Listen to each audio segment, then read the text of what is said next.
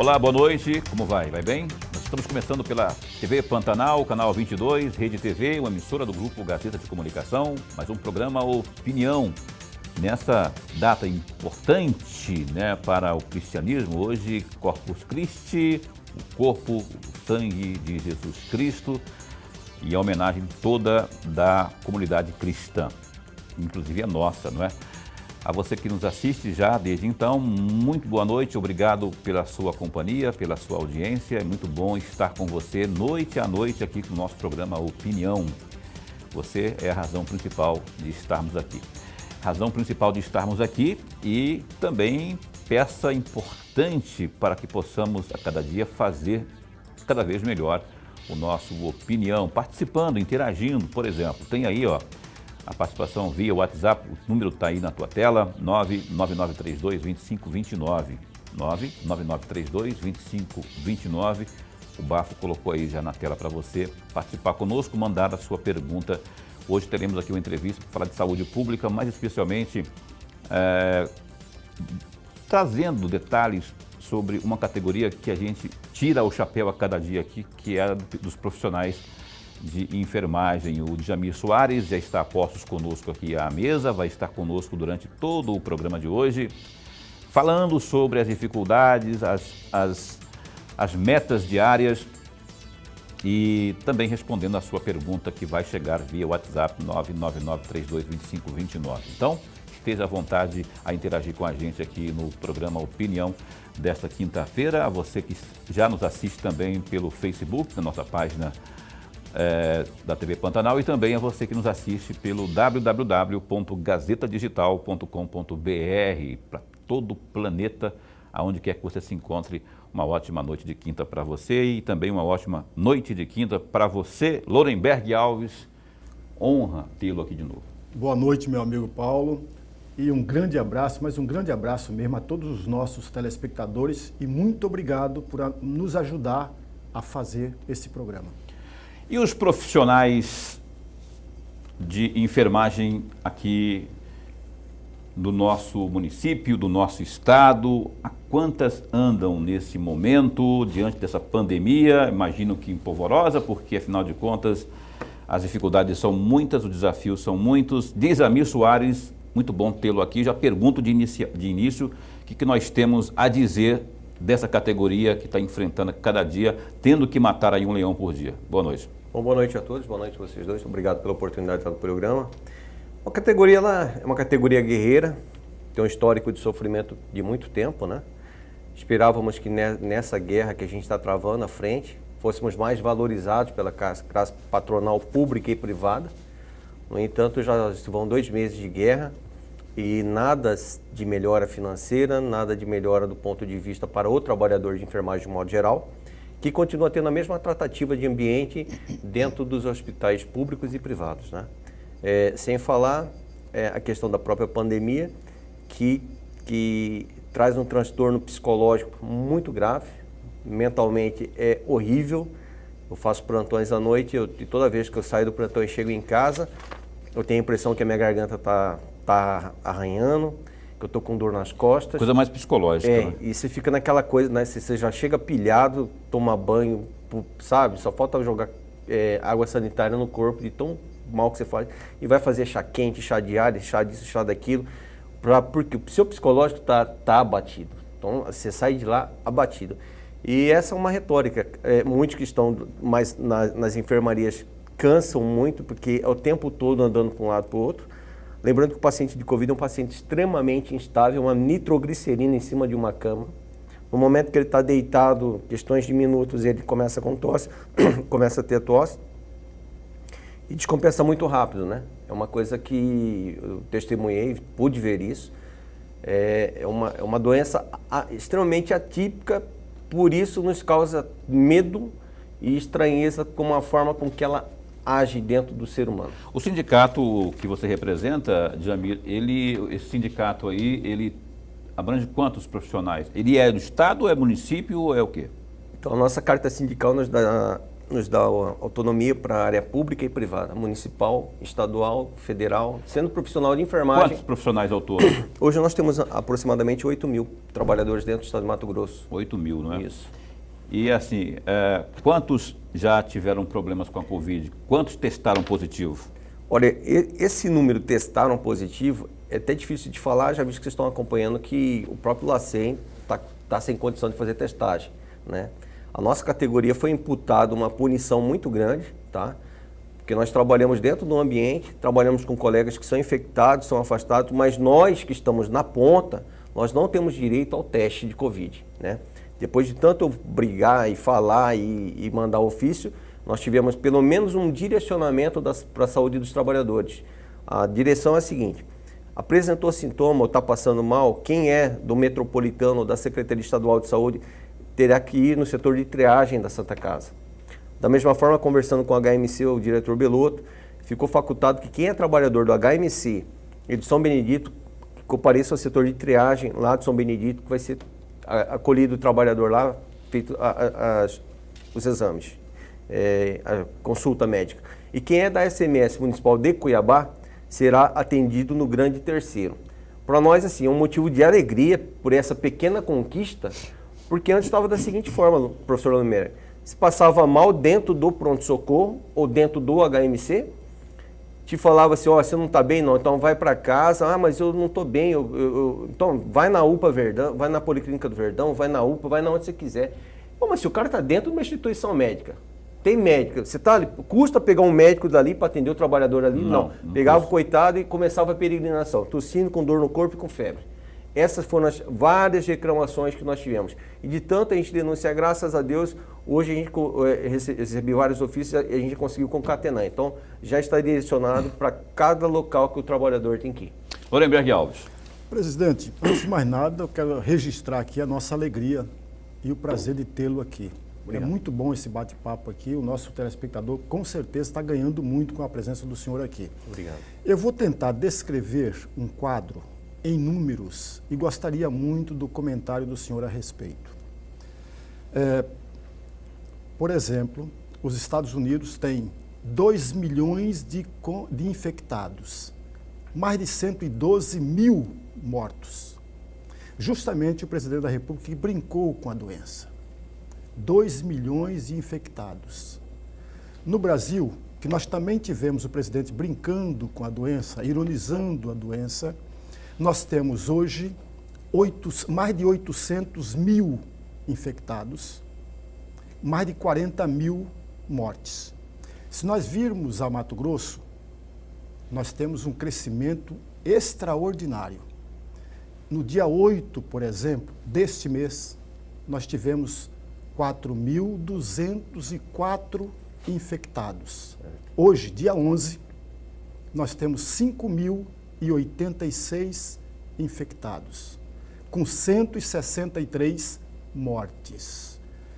Para não falar que eu não falei do número de infectados dos enfermeiros, no dia 21 de maio, no Brasil, nós tínhamos 98 mortes enfermeiros.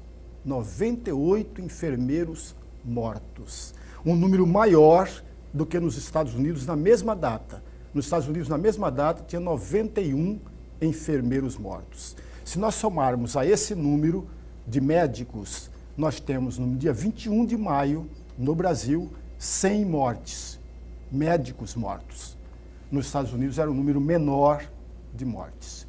A minha pergunta, para ser bem resumido, aliás, no final do mês de março, 2 enfermeiros que estavam no Adalto Botelho foram rapidamente internados. Depois apareceram outros números, inclusive mortos. A minha pergunta é, para um profissional da área da saúde, onde nós falhamos? Porque nós tivemos tempo suficiente, o Brasil teve tempo suficiente para preparar melhor do que os países europeus. Onde nós erramos?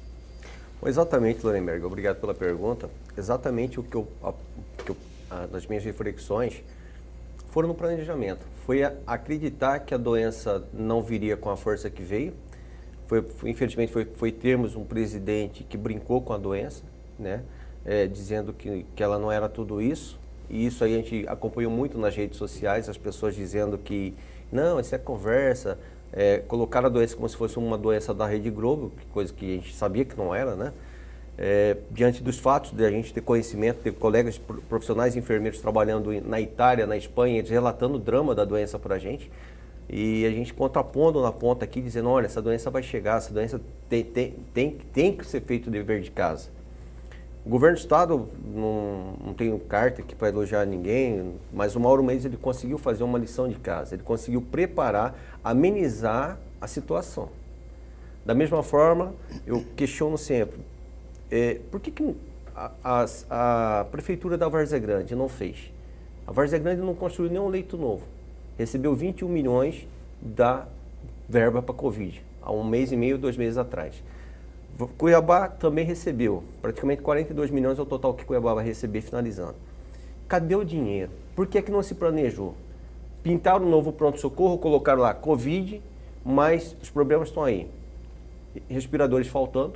Ontem diziam para mim que tinha 2 vagas no pronto-socorro, mas as 2 vagas não tinha cama e não tinha respirador. Então, se não tem cama e respirador, não tem vaga. Então, não adianta falar que tem vaga, que não tem. Cuiabá não fez a lição de casa. Acho que Cuiabá ficou muito preocupada com o decreto, a coisa tomou muito aquela coisa do ego, do perfil, do faço um decreto. Quando, na verdade, o que era para preparar os hospitais ficarem prontos, sabendo que o paciente de Covid é um paciente que precisa de respirador, não é um paciente que ele precisa de enfermaria. Na verdade, o meu posicionamento seria o seguinte, se eu construir um hospital de 240 leitos, colocaria 100 leitos de UTI no hospital, porque a necessidade é leito, é respirador. E nós falhamos nisso. Infelizmente falhamos porque se você pegar a Baixada Cuiabana, quem se preparou? Ninguém. Vou dar um dado. A verba do Covid veio para a Corizal, 1.700.000. Nem aparelho de raio-x eles compraram para o município. E cadê esse dinheiro do Covid? Foi usado. Cadê os EPIs que lá também não tem? E foi parar onde? E nessa época eu conversava até com um assessor do deputado Maxi Russo, eu falei, por que vocês não pegam esse fundo dessas cidades menores, cria um fundo estadual do Covid, junta esse dinheiro e faz uma ação, polos, hospitais de campanha polos, compra respiradores, prepara, porque essa demanda vai explodir em Cuiabá. Mas não tem como, presidente, porque o dinheiro vem carimbado, vem destinado para o município, né? Sim. Então, assim, cada um tem que honrar o compromisso com o povo. E, se o dinheiro veio, o senhor Emanuel Pinheiro, o senhor prefeito de Acorizal, o senhor prefeita senhora de Várzea Grande, tem que destinar o dinheiro para aquela comorbidade, tem que combater a Covid. Nesse caso que o senhor falou aí de Várzea Grande, não estaria acontecendo. Em Cuiabá eu posso dizer que não está acontecendo, porque nós já fizemos aqui a cobrança várias vezes. O senhor está denunciando também aí que também, de fato, não foi aplicado. Enfim, então, se colocar num bojo geral, aí que vai suscitar mais burocracia. Bom, resumindo para você, eu fiz essa pergunta para o assessor. E ele me disse que essa verba ela veio com duplo carimbo. Podia usar essa verba para pagamentos que a prefeitura precisasse honrar em qualquer outro setor. Ah, mas aí... Então não é uma verba Covid. Não é Covid. Mas essa verba veio com duplo carimbo. Foi o que eu ouvi dentro da Assembleia. Eu falei, Jamir, esquece isso aí, veio com duplo carimbo, o prefeito vai poder usar para pagar outros compromissos. Eu não sei se procede isso. Bom, aí, eu vou checar, inclusive, né, se veio com duplo carimbo. Porque, assim, a informação que eu tenho, que nós apuramos aí, que ela vem essa primeira, não esse socorro emergencial aí, que é para os estados e municípios aí, com dívidas sendo arroladas e tudo mais. Mas esses 23 milhões iniciais aí que o Emanuel, prefeito aqui de Cuiabá, recebeu. Esse é para saúde, especificamente para a saúde. Foi o que nós ouvimos. Que seria específico para a saúde, mas não. Só tem conhecimento da criação e instalação de alguma UTI nova no âmbito de Cuiabá, por exemplo? Não, a única coisa que eu sei, sei é que o Hospital São Benedito tinha 20 leitos de UTI e parece que houve uma ampliação, do jeito que eu te falei, abriu a enfermaria e colocaram mais 20 leitos lá. Então hoje o São Benedito tem 40 leitos de UTI, né? Mas quando o Mauro questionou os 40 leitos que o Emanuel falou que tinha, na verdade foram duplicidade. Ele pegou os leitos de UTI que ele tinha no HMC e cadastrou duplamente como se fosse para Covid. O senhor não respondeu, pelo menos eu não entendi como resposta, eu não sei se fui claro também na pergunta, assim, os profissionais de enfermagem, a incidência da Covid nesse rol aí de 8 mil no estado de Mato Grosso, já foi verificada em que patamar? Bom, o que eu posso dizer é assim, na prática falando, vivenciando o dia a dia nosso dentro dos hospitais, conversando com os trabalhadores, a gente calcula que 50% da categoria esteja infectada. Só dizendo que 4 mil devido ao absenteísmo dentro das unidades de trabalho. Hoje eu tenho unidade de trabalho pública e privada com deficiência de trabalhadores afastados, né? Muitos trabalhadores afastados, em todos os hospitais, profissionais tendo que fazer dupla jornada, horas extras para a empresa, para poder tocar o barco, porque nós não temos esse trabalhador com facilidade no mercado a pronta entrega.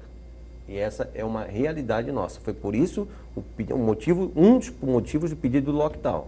Nós chegamos a um ponto que a gente viu o estrangulamento da situação, não só por falta de leito, mas por falta do profissional na ponta que executa o cuidado. O governador de Mato Grosso, antes de passar aqui para o Lorenberg, Mauro Mendes esteve participando do Opinião ontem, em uma entrevista exclusiva, ele, nessa linha que o senhor está dizendo aí, presidente Jamir, criticando o prefeito de Cuiabá, usou termos fortes, inclusive, chamando que o governo, com todo respeito, se o senhor assistiu? Assistiu? De malandro. E aí, em função até dessa falta de informação, falta de transparência e principalmente falta de investimento nesse setor aí. E pelo que o senhor está falando aí, o Mauro Mendes, governador, não está muito errado. Não está. Diante dos fatos que eu tenho acompanhado, realmente, nós temos uma dificuldade dentro do município. Nós temos um secretário de saúde que não é gestor público, não é da área da saúde, e ele se isola. Então, assim, ele não conversa, a minha persona, ele diz para os vereadores que eu sou persona não grata, que ele não gosta da minha pessoa. Eu até respondi não vai com as suas fuças. Não vai com a minha fuça, me bloqueou no WhatsApp. Eu falei assim, meu amigo, o Emanuel Pinheiro foi eleito, eu fui eleito, o senhor é nomeado, o senhor tem que entender que nós somos eleitos. E se o senhor não gosta de mim, não precisa, minha mãe e minha esposa me amam, então não preciso do seu amor, só preciso que o senhor me trate como gestor público também. Tá certo. E ele não faz isso, então, então nós não temos, na verdade, informações, e isso não é uma coisa do seu programa Opinião, dos outros programas que eu estou passando, são os mesmos questionamentos. O que o município fez? Porque você não vê o secretário vindo à baila dizendo, foi feito isso, nós compramos isso, foi executado. Não tem. Por que não fala? Não fala porque não fez. Porque se tivesse feito, a categoria não estava penalizando, nós não estávamos aí com o Pires na mão, desesperado, pedindo lockdown, porque não tem leito de UTI. Então, são situações que na verdade, são fatos. Ninguém está fazendo politicagem em cima da desgraça de ninguém, porque eu falo sempre... Quem vai pagar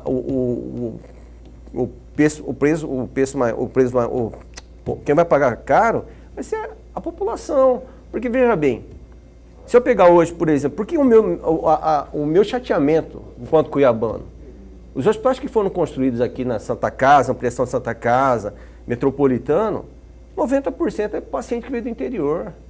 A UTI no ar do estado não para, ela sai 5 da manhã, chega às 7, 10 da noite, o tempo todo trazendo pacientes, roda aqui perto do pronto-socorro ali de Santa Casa, ambulância do Nortão, de Primavera e descendo o tempo todo. Então, na verdade, agora que o epicentro explodiu na Baixada Cuiabana, porque isso é fato, agora, por isso que os números seus estão alarmando, quase explodiu de um dia para o outro, agora que a Cuiabanada vai precisar do leito, nós não temos leito. E o nosso prefeito poderia ter feito a função, não fez. Nós não temos leito nem em Cuiabá e nem em Várzea Grande. Infelizmente, essa é a realidade. Até domingo eu garanto para vocês. Hoje a taxa de ocupação é 75% de todos os leitos de UTI no estado. Hoje, se eu falar para você que eu tenho 25 vagas de leito de UTI para Cuiabá e Várzea Grande, é o número X. Domingo acaba. Domingo acaba, certeza. Domingo eu não tenho mais vaga. Lorenberg, uma matemática básica. Se eu tive... Domingo passado, eu tive 43% de taxa de ocupação no estado. Hoje, quinta-feira, 75%. Nós estamos falando aí, 4 dias. Olha que informação triste, alarmante.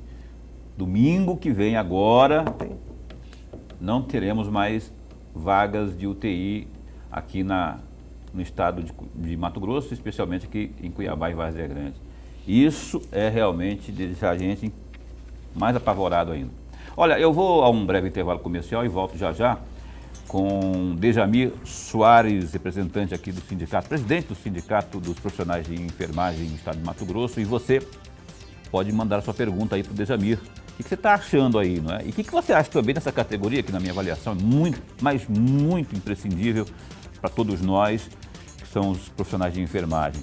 99932-2529, mande aí a sua pergunta, a sua observação, sugestão que seja, e a gente vai estar aqui repassando-a ao Dejamir após o intervalo comercial, um instante só. E a gente volta aqui com o nosso Opinião, não é? Boa noite a você que nos assiste pelo GD, não é? gazetadigital.com.br, você também que nos assiste via nossa página no Facebook TV Pantanal. Obrigado pela sua audiência, pela sua companhia, não é? O telefone está aí para você participar e mandar aí a sua opinião, a sua pergunta. Eu só peço que as pessoas, ainda que não queiram se identificar, evitar palavras fortes, palavras de ofensa, xingamentos e tudo mais. Quando a gente fala de político, geralmente suscita esse tipo de reação no telespectador. Pode mandar uma pergunta normal aí, não é? Mas sem ofensas, porque a nossa ideia aqui não é, evidentemente, não é usar desse tipo de expediente aí não, tá? Mas é sempre bem-vinda a sua pergunta, a sua observação e participação aqui no nosso programa Opinião. Aliás, eu falei agora há pouco do Gazeta Digital. Vamos observar o que temos nesse instante de destaque no gazetadigital.com.br. Olha, temos aí, por exemplo, mais 10 pessoas morreram em decorrência aí do coronavírus em Mato Grosso, de acordo com o boletim epidemiológico da Secretaria de Estado de Saúde, a SES Mato Grosso, que foi divulgado nesta quinta-feira, dia 11, mais 324 casos da doença surgiram em menos de 24 horas, totalizando aí 5.086 confirmações, tal como já adiantou aqui o nosso Lorenberg Alves. Está aí no Gazeta Digital, mais detalhes, inclusive, desses números atualizados aí. Não está no Gazeta Digital, mas está no site da Câmara Municipal de Cuiabá. O vereador Juca do Guaraná, ele foi internado na UTI do Hospital Amecor nesta quarta-feira, dia 10, ou seja, ontem. O exame da contraprova, divulgado hoje, dia 11, testou positivo para a Covid-19. O boletim repassado à família do Juca informa que de ontem para hoje o paciente evoluiu bem, mantém aí estável, melhorou do cansaço, está conversando, se alimentando, teve uma evolução muito boa, respirando com catéter nasal e não faz uso de respiração mecânica, segundo o Dr. João Leopoldo Bassan, médico da Câmara Municipal de Cuiabá. O vereador, aspas, né? O vereador está tendo aí uma boa recuperação e a família pode ficar otimista em pensar em uma alta da unidade intensiva de tratamento UTI. Que bom, hein? Informação muito boa, animadora aí para a família do Juca do Guaraná, que você saia dessa logo, viu, Juca? Já que você está aí consciente e tudo mais, talvez até nos assistindo, que você volte logo aí para o convívio e trabalhe também na Câmara, que te ajude a fiscalizar o dinheiro. Cadê o dinheiro que o senhor Emanuel Pinheiro já recebeu para investir no combate à Covid e até agora, nothing. E aí, meu caro Djamir, a questão dos EPIs, né, que são os equipamentos para proteção, nessa leva de dinheiro que veio para o prefeito também, para a Prefeitura de Cuiabá, foram comprados novos equipamentos para essa proteção de vocês aí? Como é que está essa atenção específica para esses profissionais aqui no município de Cuiabá? Olha, se tratando de Cuiabá, como eu estou te falando, ali a gente não tem acesso às informações. O que eu tenho é a reclamação da categoria. Dou um exemplo, a Policlínica do Verdão, que passou dias atrás, a categoria se manifestou pela falta de condições de trabalho, sobrecarga, um desarranjo total, lotação, misturando pacientes de Covid com pacientes não Covid, sem ter máscaras e equipamentos apropriados para lidar com a doença. Vale ressaltar que as únicas máscaras N95 que chegaram na unidade da Policlínica do Verdão foi doação do Sindicato de Enfermagem em parceria com os vereadores da oposição. Doamos 100 máscaras, logo começou. Foram as únicas máscaras que lá chegaram na Policlínica do Verdão. Ademais, os profissionais relatam que eles têm que usar a máscarazinha cirúrgica, que a gente sabe que tem duração por 2 horas só, e que não funciona, não agrega. E eles são obrigados a fazerem remoção de paciente, internando esse paciente, ora para a Santa Casa, ora para o pronto-socorro dentro da ambulância, sem ter os equipamentos adequados, né? Tanto a enfermagem quanto o serviço, quanto os motoristas, né? Dentro da unidade, há uma unidade extremamente insalubre, com mofo nas paredes, torneiras quebradas, vasos entupidos, ar-condicionado que não funciona direito, fica pingando. Então, na verdade, aquilo é um expurgão que já deveria ter sido fechado há muito tempo, não fechou, não inaugurou outro, mas não está funcionando, e os funcionários ali não têm condições de trabalho. E da mesma forma, as reclamações, elas são repetitivas das unidades sobre o quesito EPI, que não tem o EPI que eles precisam ter, que é a máscara N95. A máscara N95 hoje se tornou um artigo de luxo dentro da Prefeitura de Cuiabá. Não é essa que vocês usam hoje? Não, necessariamente não é.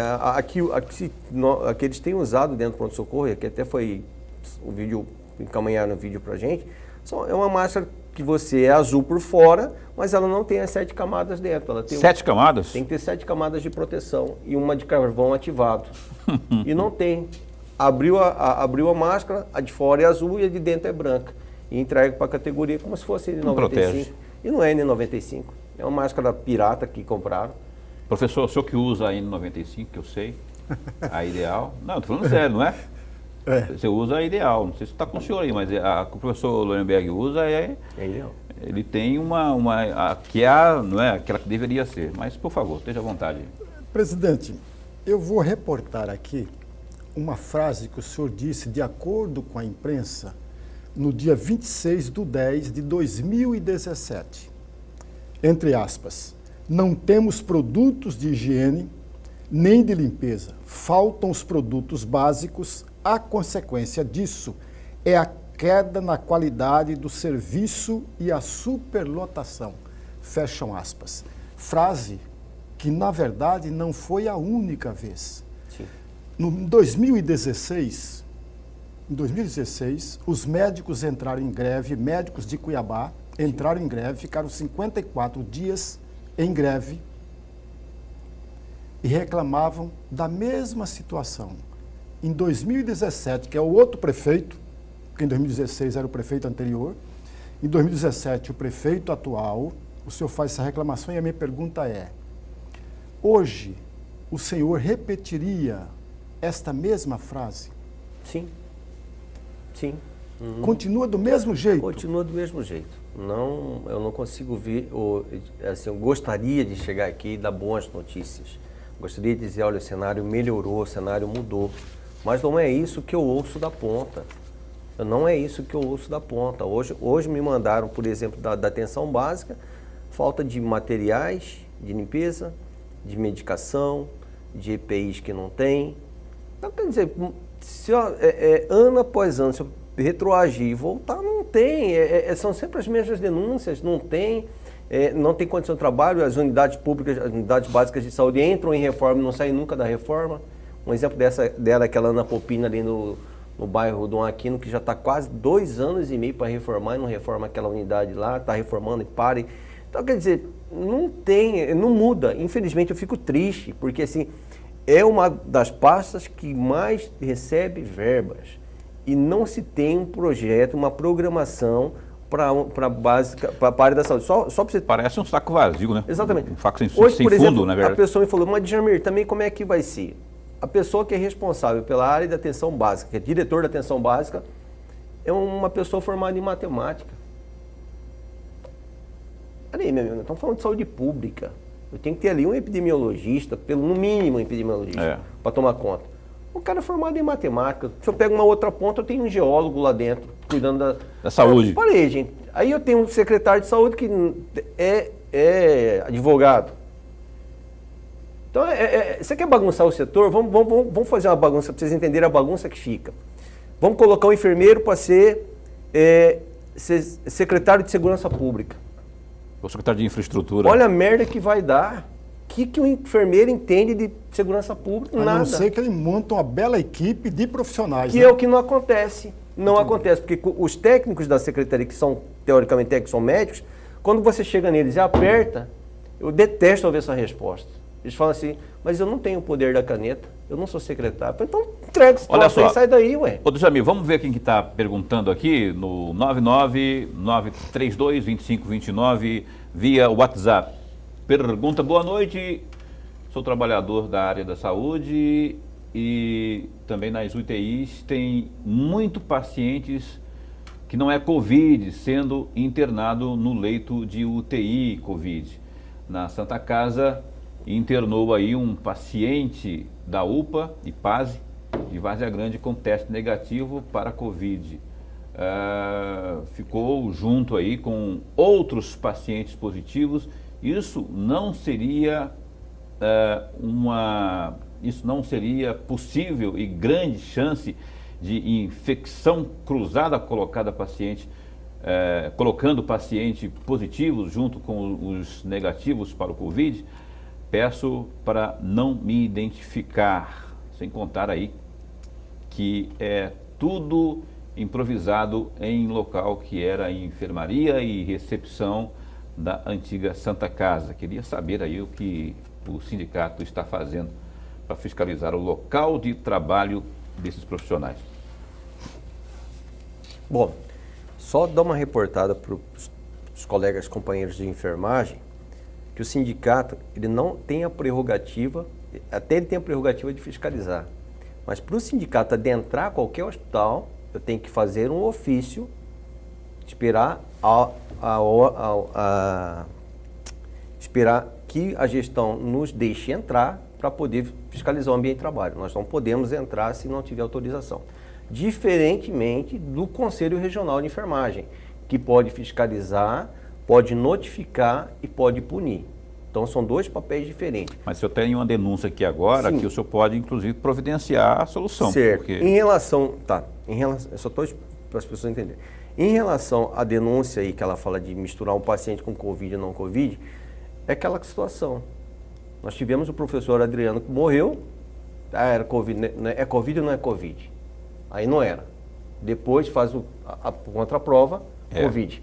Então, isso passa pela central de regulação. É uma coisa que não cabe ao sindicato fazer. Isso aí é a central de regulação que tem que definir isso. Tá. Em relação ao que fala de enfermarias, aí é o que eu estou falando. Foi feito um rearranjo dentro da Santa Casa para atender, e aí eu posso, quando eu entrei lá, eu vi que está muito bem posta. Não é a Santa Casa bagunçada de anos atrás, que não tinha condição de trabalho. Graças a Deus mudou a gestão, porque imagina, nós no meio daquela pandemia, com a confusão da Santa Casa do jeito que era. Hoje nós temos 50 leitos de UTI postos ali.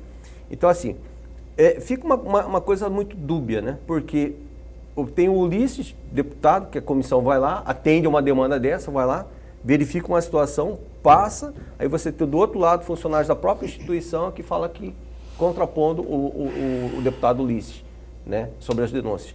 Então, assim, o que a gente orienta de fato? As demandas estão chegando para o sindicato, o que a gente pode fazer, nós estamos fazendo todas via judicial, encaminhando para o Ministério Público Estadual as demandas, as denúncias, encaminhamos para os conselhos também, pedindo aporte nesse sentido. Mas, presidente, me perdoe, talvez eu não tenha lido direito o que o nosso amigo telespectador, que é da área da saúde, sim, ele trouxe 3 ou 4 denúncias graves de uma única instituição, sim, na Santa Casa. 2 delas, me vem à cabeça agora, 2 delas, tudo é improvisado. E a segunda denúncia, misturando pacientes do Covid com pacientes que não são do Covid. Ora, ele não está dizendo de alguém que fez o teste depois, não. Ele está dizendo no momento. Certo. São duas denúncias, a meu juízo, presidente, por favor me corrija, porque eu não sou da área, eu posso cometer erros grosseiros aqui. São duas denúncias muito graves a meu juízo. Por isso que eu perguntei. Ou não são. Se a gente vai ter um encaminhamento disso aí para a solução. Grave é uma denúncia grave, só que é aquela situação. Eu não posso, tipo assim, tá falando leito improvisado, bacana, mas eu não tive acesso, eu preciso entrar, ver se tem acesso, porque necessariamente, eu acredito no que a categoria fala, mas eu preciso estar em loco, evidenciando também, porque algumas vezes vem denúncias e a gente vai para cima, e quando eu vou em loco, não é aquilo. Agora, em relação a paciente Covid e não Covid, professor, nós não temos como fazer muita coisa. Está fora do nosso alcance, cabe aí a central de regulação, cabe a vigilância sanitária, a vigilância epidemiológica, ao secretário de saúde do estado, o Gilberto, tomar posicionamento, porque acesso ao paciente nós não temos, para eu saber, porque eu sou enfermeiro intensivista, sou de UTI, se eu adentrasse lá dentro, eu saberia realmente dizer, olha, é e não é.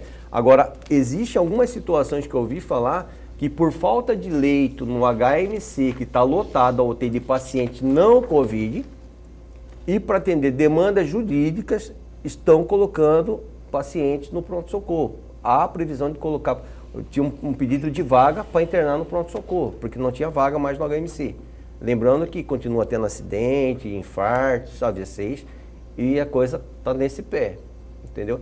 Então, de repente, por uma necessidade, até vocês ouviram há pouco tempo atrás a deputada Janaína cobrando do Mauro que tinha paciente morrendo e havia leitos de UTI disponíveis, que eram os leitos Covid. E esses leitos não eram abertos. Olha só, eu quero só dar um encaminhamento então aqui. A gente não chegou num acordo. Essa pergunta veio e a gente não conseguiu destrinchá-la. Eu vou pedir para que o Dejamir deixe um telefone do sindicato, que seja, para que as pessoas possam... Para mim mesmo. Posso mandar para você próprio, né? Tem um telefone? Tenho, porque assim, você que tem profissional de saúde, que tem algum tipo de denúncia desse, que é muito grave, tal como alertou aqui o Lorenberg, mande para o Dejamir, que via sindicato vai acionar conselho, Ministério Público, a prefeitura propriamente, para que a solução haja, porque aqui a gente consegue andar um pouco. Não adianta trazer a denúncia e ficar aqui por si só e as coisas não serem a solução não ser encaminhada. Tem um telefone para as pessoas possam... Pode mandar para o meu telefone mesmo, teu WhatsApp, é o 65-9962-6749. 65-9962-6749. É o telefone dele, o meu telefone do sindicato aí dos profissionais da enfermagem aqui do estado de Mato Grosso. A gente vai... E se continuar, continue ligando aqui, que a gente vai estar encaminhando para alguém para que isso possa acontecer e a gente eu acho que minimizar isso. Essa demanda também deveria ser encaminhada para o Gilberto, né? O secretário Gilberto. Eu não vou passar o celular do Gilberto, mas você tem aí a Secretaria de Estado de Segurança Pública, de Saúde Pública do estado de Mato Grosso, para que você possa... Ou então mande para a gente também aqui, via esse número que está aí no Zap, a gente vai encaminhar para ele, né? E aí, para que as coisas possam ser resolvidas. Intervalo comercial, a gente volta já com mais opinião, 99932-2529, para você participar conosco aqui no Opinião desta quinta, a gente volta já. Oi, são 8h14, opinião de volta aqui na sua TV Pantanal, Rede TV, aonde quer que você se encontre, quem quer que você se encontre neste feriado, Corpus Christi. Muito boa noite, muito obrigado pela sua companhia, audiência, é muito bom, é um prazer imensurável estar com você aqui, ter a sua companhia, não é? Então, vamos abrir agora espaço para a participação de mais um telespectador via WhatsApp, 99932-2529, perguntando aqui para o Dejamir. Boa noite, quero que Dejamir fale aí para nós profissionais da saúde o que ele pensa sobre nós da linha de frente. Vamos ter algum aumento de salário, algum auxílio, por favor? Queremos saber. Eu também queria saber, e mais do que queria saber, eu queria muito que os governantes, os prefeitos e até em nível de estado também tomassem essa consciência aí. Dejamir, por favor, tem alguma novidade aí, não? Olha, nenhuma. Infelizmente, a gente só recebeu as palminhas, os elogios, né? Na área pública de Cuiabá, em tese, a categoria fala que tomou um chapéu, porque o Emanuel, em abril, fez um decreto dizendo que não iria mais pagar o Prêmio Saúde Cuiabá para quem era da área administrativa do prédio, ali da Secretaria Municipal de Saúde, cortou-se da área administrativa e o dinheiro seria repactuado para os profissionais que estão na ponta. E já vai para o segundo mês e o pessoal que está na ponta não recebeu o tal auxílio Covid dito pelo próprio prefeito num decreto, numa live dele. Então, assim, desconta da área administrativa, mas de fato não chegou na ponta na área assistencialista. A gente espera, pelo menos, que o município de Cuiabá nos pague o RGA desse ano, a database foi em maio, para ser esse pagamento agora. A gente está cobrando isso do prefeito já várias vezes, estou mandando ofício para que ocorra esse pagamento. Pedimos também à Prefeitura de Cuiabá o pagamento da insalubridade a 40% para os profissionais. É triste, o cara está lá no front, lá, ganha insalubridade de 20%, quando na verdade ele deveria ganhar 40%. E, tipo assim, não consigo ter um feedback de volta. Na área privada, nós estamos em negociação com o sindicato patronal desde março. O sindicato ele não posiciona, ele só fala que os hospitais estão em dificuldade financeira, que os hospitais estão estão quebrados, estão no vermelho e não tem condição de sentar à mesa para negociar. Então, assim, é triste porque nós estamos num momento que depende da categoria, a categoria que está salvando vidas, a categoria que está tocando os hospitais, a categoria que toca o serviço público, e eu não tenho, nem na área pública nem privada, um posicionamento. Esperamos muito dos nossos deputados federais, dos nossos senadores, nos nossos 2 projetos de lei que tramitam no Congresso Nacional, que é a criação do piso salarial nacional e da jornada de 30 horas. Então, são 2 bandeiras que os sindicatos, os conselhos regionais nossos, o Corém e o COFEM têm, a nível de Brasília, porque aí a gente consegue ter uma luz no fim do túnel para nos ajudar, porque não entendíamos nós que a verba Covid que vieram para os municípios seriam também para dar uma gratificação para esse soldado que está na ponta. Mas o que nós seria legítimo, inclusive, sim, que o dinheiro veio para a saúde. O dinheiro veio, o dinheiro sumiu, ninguém sabe para onde que foi, não comprou material, não fez leite, não fez nada, e não deu gratificação para ninguém, e está por isso mesmo. Então a categoria tem razão de cobrar, a gente está cobrando. Conseguimos avançar um pouco com o deputado Maxi Russo num projeto de lei que garante a insalubridade a 40% para todos os profissionais da saúde no período da pandemia, tanto para trabalhadores do setor público quanto do setor privado. É um projeto que está tramitando na Assembleia. Mas, do mais, infelizmente, nós não estamos avançando em nada. Não se consegue avançar. Toda a retórica é que estamos em crise, está com dificuldade financeira e não tem de onde tirar. Infelizmente. Você viu aí o que ele disse, né? A categoria sua, você que mandou aqui a mensagem, tomou um chapéu do Emanuel. E o dinheiro que veio, nem para isso, para repassar aí uma gratificação, um aumento, enfim, para esses servidores não foi feito nenhum tipo de repasse. Vamos para mais uma participação via WhatsApp aqui ao Dejamir. Eu não entendo essa preocupação com a saúde. Andamos espremidos dentro dos ônibus, mas quando descemos e entramos no comércio, aí a regra é 2 metros de distância. Dão uma paulada, depois dão um remédio. Faz muito sentido isso. Eliane, lá de Várzea Grande, está aqui. Concorda com ela? Totalmente, ela está certa, né? Coloca todo mundo na lata de sardinha. Com detalhe, as pessoas continuam, muitas não sabem usar máscaras, né? E eu já vi isso dentro do ônibus, as pessoas não usam máscara, alguns não usam máscaras, outros usam, aí incomoda a máscara, põe na perna, põe no corrimão, e aquela bagunça toda dentro do ônibus. Não tem o regramento, não tem a disciplina de andar. Então, quer dizer, na verdade, a população está largada. Esse é o termo que eu vou Jogada falar. às traças. Está largada, não tem regra, não tem nada, a fiscalização não deu conta de fazer. Foi num primeiro momento foi muito rígida com a população, depois começou a sofrer muitas críticas, né, por conta dos comerciantes, e foi fazendo aquele afrouxamento, mas fez um afrouxamento sem fiscalização. Aí foi onde nós caímos no buraco. Afrouxou sem fiscalizar. Professor. Presidente, na resposta anterior de um dos nossos telespectadores, o senhor falava que mandou ofício para o prefeito, para a secretária, mandou ofício para todo mundo. mas eu gostaria de lembrar de um ofício que o senhor mandou para o Ministério Público no dia 8 de junho, quando o senhor pedia para o Ministério Público pedir ou solicitar o fechamento total. Eu gostaria de saber o porquê esse pedido para o Ministério Público do fechamento total, qual a razão e o motivo dele. Cujo o nome dado para esse fechamento total é, em inglês, lockdown. Lockdown. Exatamente isso. Bom, por tudo que a gente já falou aqui, é o que baseou o nosso pedido do lockdown. Primeiro, eu tenho 50% da categoria infectada dentro dos hospitais e com absenteísmo muito grande dentro das instituições. Segundo, em loco, nós verificamos a falta de leitos de UTIs que iam acontecer. Nós tínhamos apontado em nossos cálculos que domingo agora nós não teríamos leitos hospitalares de UTI. Até então, havia uma certa tranquilidade, porque quando nós ouvíamos o Gilberto falar, e ele falava, tem 43% de ocupação, e nós entendíamos que esse 43% era Cuiabá. E quando eu comecei a ir a campo e contar no leito de UTI, ver que os leitos estavam ocupados, que não tinha... Onde é que tantos... Foi até que a gente entramos com o pedido de lockdown, porque fizemos a somatória e falamos, esses leitos não vão chegar a termo, não vamos conseguir.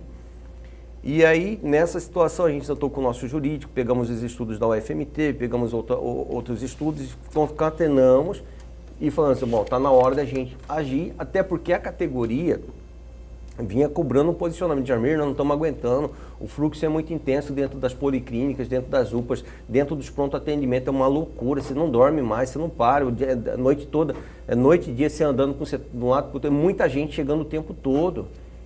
E antes era a gente chegando, agora é a gente chegando e saindo e morrendo. Essa é a realidade que está chegando para nós.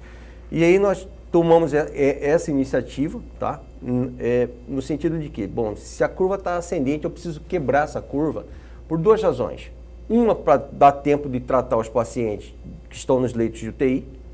Segundo, para a minha categoria, não só da enfermagem, mas a categoria da saúde, se recuperar e poder voltar ao campo de trabalho. Porque se hoje já tem 50% afastado e 50% está trabalhando, obviamente esses 50% estão trabalhando, eles vão ser infectados. Então é tempo dessa turma aqui curar, voltar para essa aqui afastar. Sim. Lógico, é o que está acontecendo. Então o nosso pedido, a nossa provocação ao Ministério Público foi nesse sentido de se fazer alguma coisa. Porque o que eu percebo assim, abre o jornal, Prefeitura de Sorriso libera, está pensando em liberar a escola. Sinop libera, não sei quem libera. Aí você vem para dentro dos leitos nossos aqui e vê que quem está ocupando os leitos é o pessoal do interior, que flexibilizou, que é da ideologia da direita lá, que a doença não pega lá, mas estoura aqui dentro. E que nós não teríamos leito aqui dentro para nós cuiabanos, da Baixada Cuiabana, foi o que me trouxe um desespero nesse sentido, até porque a minha categoria, nem todos possuem, acho que coloco aí, 70% tem plano de saúde, 50% tem plano de saúde, a maioria não tem. A maioria vai precisar de leito público. Senão você adoece aqui, você trabalha no hospital, pega a doença dentro do hospital e não tem direito a ter um leito para internar, um leito de UTI. Então nessa retórica, na tentativa de frear essa doença, foi que nós provocamos o Ministério Público. Mas por infelicidade nossa, até hoje o Ministério Público está em análise, não movimentou nada o processo. E ontem, para minha alegria, o CRM se reuniu e emitiu uma nota parecida com o que nós pedimos. Pediu medidas... Só não usou a palavra lockdown, mas é a mesma coisa, né? É a mesma coisa, só não usou lockdown, mas usou medidas drásticas. Então, é isso que a gente quer que o Ministério Público mova, faça essa ação a civil pública, porque se o Ministério Público não fizer, o sindicato vai fazer, provocando o Tribunal de Justiça. E nós estamos respeitando a hierarquia do Ministério Público. Nós estamos pedindo ao procurador Alexandre Guedes que posicione. Está certo, está errado, os dados estão aí, os números estão aí. Eu estou posicionando, eu estou falando para vocês por A e mais B, que domingo nós não teremos mais leitos de UTI. E está esperando o quê para dar uma canetada? Eu vou convidar, vou sugerir aqui para Caroline Chaves, para a gente convidar aqui o doutor Alexandre Guedes também, que é muito competente, ligado a essa questão da saúde pública aí, um homem muito sério. e seria uma honra tê-lo aqui também para falarmos sobre essa fase aí da saúde pública pela qual passa o estado de Mato Grosso. Eu quero aqui caminhar para o final, Dejamir. Vocês também têm reclamado da falta de médicos, né? E não é só o sindicato, né? Tem muita gente, além dos próprios usuários do Sistema Único de Saúde, a imprensa também já denunciou por várias vezes e continua, parece aguda, crônica, a falta de médico, especialmente no pronto-socorro e nas demais unidades. Então, essa é uma constante na saúde pública, né? Isso é uma coisa que eu sempre debati há muito tempo dentro dos ambientes de discussão acadêmica. O problema é que o médico no Brasil é produto de luxo, né? Fazer medicina, infelizmente, hoje é certeza que vai ficar bem de vida. E isso é uma triste realidade. Tem muitos amigos médicos, muitos sanitários que não são, né? Vivem honestamente da medicina. Mas a medicina, eu acho que, assim como todas as profissões se popularizaram, a medicina deveria ser popularizada. A enfermagem mata muito mais que a medicina. Quantas faculdades de enfermagem eu tenho no Mato Grosso hoje? Eu tenho quase 15. Formam-se por ano quase 1.000 profissionais enfermeiros dentro do estado do Mato Grosso. Eu não entendi, a enfermagem mata? A enfermagem, ela acaba, por ela estar 24 horas ao lado do paciente, ela corre o risco de matar muito mais do que o médico. Entendeu? O senhor está se referindo à má formação desse profissional, é isso? Exatamente, eu estou falando assim, porque quando a gente fala assim, popularizar a medicina, mas não pode popularizar porque corre o risco de matar paciente. Entendi. Olha aí, e por que a enfermagem pode? Por que eu posso ter enfermagem EAD? Que é lamentável falar que tem curso de nível superior de enfermagem EAD. Para mim, enfermagem tem que ser nos moldes da UFMT. De manhã, à tarde, ainda tinha aula à noite. Você saía capacitado, você saía um gestor público ali. Em qualquer área que você entrava, você dava conta, que você era preparado. Agora eu tenho um curso de enfermagem, desculpando os colegas que são enfermeiros que estudaram em escolas privadas, fazem meio período só.